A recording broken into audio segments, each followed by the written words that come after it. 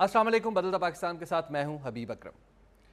पाकिस्तान के जमहूर की मंशा है कि एक ऐसा निज़ाम कायम किया जाए जिसमें मुमलिकत अपने इख्तियारात और इक़्तिदार को जमहूर के मुंतखब करदा नुमाइंदों के ज़रिए इस्तेमाल करेगी। यह है दस्तूर और दस्तूर का इब्तदाइया।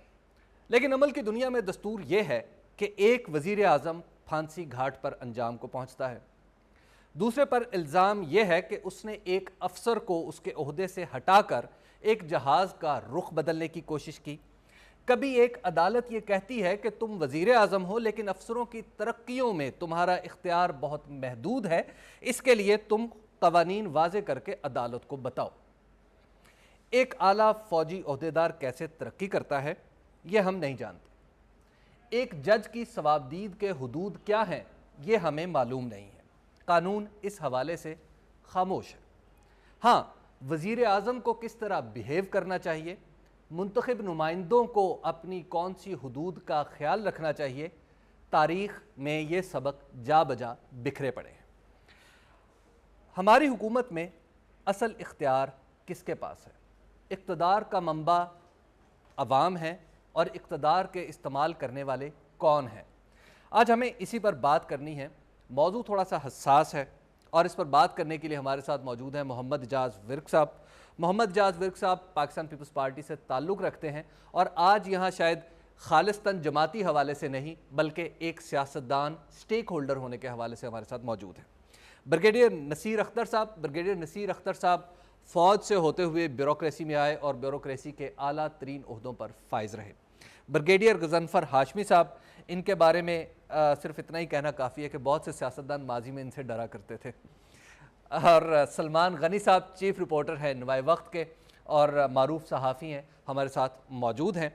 सवालात का सिलसिला शुरू करने से पहले हम अपने मेहमानों की तरफ चलते हैं और उनसे पूछते हैं। इजाज़ विर्क साहब, ये बताइएगा कि आप MNA हैं, कौमी असम्बली जो अवाम की उमंगों की नुमाइंदगी करती है, आप उसके रुकन भी हैं, मुख्तलिफ़ कमेटीज़ के भी आप मेंबर हैं। ये बताइए कि जो इक़्तिदार है क्या वो आपके वोटर के पास है, आपके पास है या किसी और के पास है? अमली सतह पर सूरत हाल ये है जी कि तकरीबन जो गवर्नमेंट है या हुकूमत है, जमहूरियत जब चलती है तो उसमें जो ये स्पीड ब्रेकर्स आ जाते हैं आमरीत के, उससे डेफिनेटली उसकी परफॉर्मेंस जो है वो बैडली डैमेज होती है, ना कि इफ़ेक्ट होती है।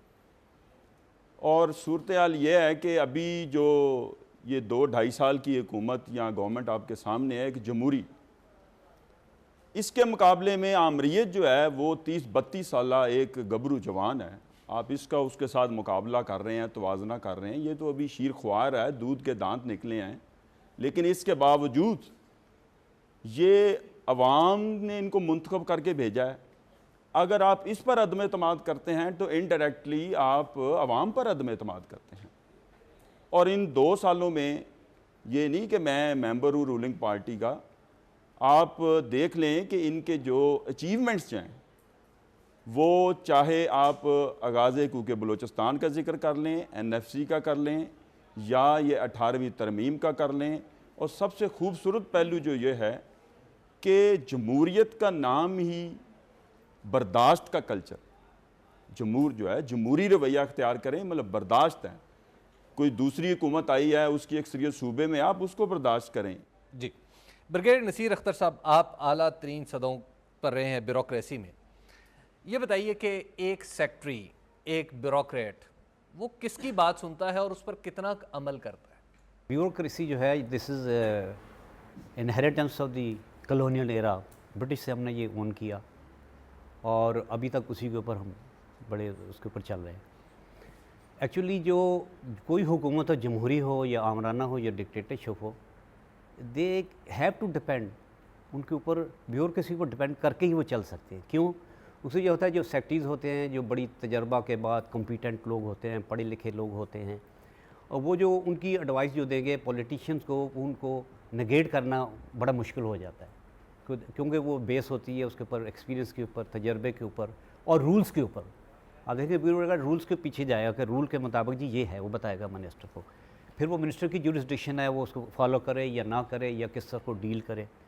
अब अनफॉर्चुनेटली हम लोग we have failed to develop that symbolic relation between the bureaucracy and the politicians, जिससे सारा ये मामला जो है वो ठीक चला नहीं। ब्यूरोक्रेसी के बारे में किसी ने कहा था कि ब्यूरोक्रेसी वो इदारा है जो किसी भी फैसले के इल्तवा की वजह ढूंढ निकालता है। हाँ, because they are experience, they have gone through, क्योंकि पॉलिटिशियन तो चेंज होते रहते हैं, गवर्नमेंटें चेंज होती रहती हैं, और फिर पॉलिटिशियन हमारे unfortunately I will say frankly they are not trained to run that institution. Brigadier Ghazanfar sahab, एक बात कही जाती है कि दरअसल हुकूमत जो है वो GHQ में बेस करती है, वर्दी वालों के पास है, बाकी सब तो बातें ही हैं। हबीब साहब, जो आपका ये टॉपिक है इसके दो पैरामीटर्स हैं। एक तो इसका कंसेप्चुअल पैरामीटर है और एक इसका प्रैक्टिकल पैरामीटर है। जब आप इसको कंसेप्चुअल पैरामीटर में देखेंगे तो उसका जवाब स्ट्रेट अवे बगैर कोई सोचे हुए आवाम की सूरत में निकलेगा, लेकिन जब आप इसको प्रैक्टिकल पैरामीटर में देखेंगे तो फिर ये सवालात जन्म लेने शुरू करेंगे कि क्या पावर हुक्मरान के पास रेस्ट करती है या पावर GHQ के पास रेस्ट करती है। और पाकिस्तान की तारीख़ के तनाजुर में देखेंगे तो उसमें सिस्टम जिस तरह समझ आएगा उसमें मुख्तलिफ़ अदवार में ये हकीकत है और इससे इनकार नहीं किया जा सकता कि सदर अयूब ख़ान से लेके सदर ज़ियाउल हक और फिर सदर परवेज़ मुशर्रफ ने आर्मी की या डिक्टेटरशिप के रूल जो हैं वो एक लंबे अरसे तक चले। लेकिन सवाल ये पैदा होता है कि वो तमाम चीज़ें लंबे अरसे तक क्यों चली, उन तमाम चीज़ों को लंबे अरसे तक क्यों नहीं चैलेंज किया गया, उन तमाम चीज़ों को लंबे अरसे के दौरान क्यों नहीं मॉडिफाई किया गया। यहाँ पे आपका जो पॉलिटिकल सिस्टम है उसका किरदार जन्म लेता है, और पॉलिटिकल सिस्टम का किरदार मुख्तलिफ अदवार में सिर्फ वेस्टेड इंटरेस्ट और अचीवमेंट्स का, पर्सनल अचीवमेंट्स का किरदार रहा है।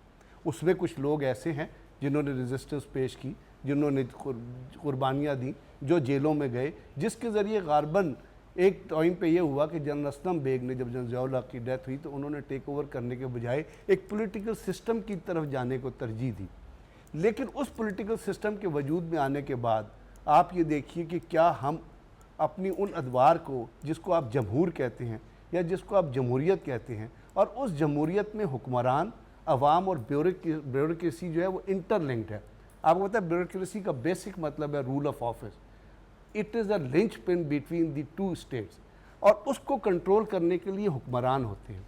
जब डिक्टेटरशिप किसी भी मुल्क में आती है तो वो एक आदमी के गिर्द रिवॉल्व करती है, और एक आदमी को प्लीज़ करने के लिए वो तमाम की तमाम ब्यूरोक्रेसी, जो सिलेक्टेड ब्यूरोक्रेसी होती है, जिसने उस आदमी को सर्वाइव करने के लिए नए नए रूल्स और रेगुलेशन निकाले होते हैं, जिसमें अगर अभी आप रीसेंट पास्ट में जाएं तो सदर परवेज़ मुशर्रफ का रेफरेंडम, जिसकी एडवाइजेस उसी जगहों से आई जिनकी हम बात कर रहे हैं, तो ये वो चीज़ होती है जो अवाम के किरदार को निगलेक्ट करते और ब्यूरोक्रेसी के किरदार को ज़्यादा वाज़ेह कर देती। सलमान गनी साहब, तीनों मौक़िफ़ भी आपके सामने हैं और तजर्बा भी आपके साथ।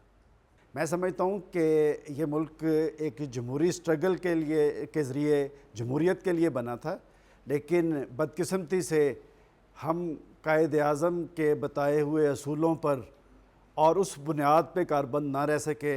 इसमें जहाँ सिविल एंड मिलिट्री इस्टेब्लिशमेंट का रोल है, मैं बात करूँगा कि इसमें शायद बुनियादी रोल पाकिस्तान के पॉलिटिशियंस का है, पाकिस्तान की पॉलिटिकल पार्टीज़ का है, कि जिस तरह फ़ौज का सरबराह जब टेक ओवर करता है तो हमें पता होता है कि वो इतना मजबूत क्यों है, कि इसलिए कि उसका अदारा उसके पीछे खड़ा है, उसके साथ बंदूकों वाले हैं। लेकिन जब आप जमहूरियत की बात करते हैं तो उसमें बुनियादी तौर पे जमहूर अहमियत रखता है। लेकिन जब हमारी जमहूरी हुकूमतें कायम होती हैं, आप देख लें कि तजर्बा यही है पिछले 62 साल का, कि आवाम से वोट लेके आते हैं, लेकिन इस्लामाबाद में जाके पीछे देखने की बजाय वाशिंगटन की तरफ देखना शुरू करते हैं। इसकी वजह से वो कमज़ोर हो जाते हैं, और फिर इस तरह के टॉपिक्स पे बात करने की ज़रूरत। मैं पहले तो आपको एक खराज तहसीन पेश करता हूँ, काश ये बहस पाकिस्तान की पार्लियामेंट में होती। इसमें कोई शक नहीं कि पाकिस्तान की सिविल और मिलिट्री इस्टेब्लिशमेंट पाकिस्तान की पॉलिटिकल फोर्सेस से ज़्यादा मजबूत हैं।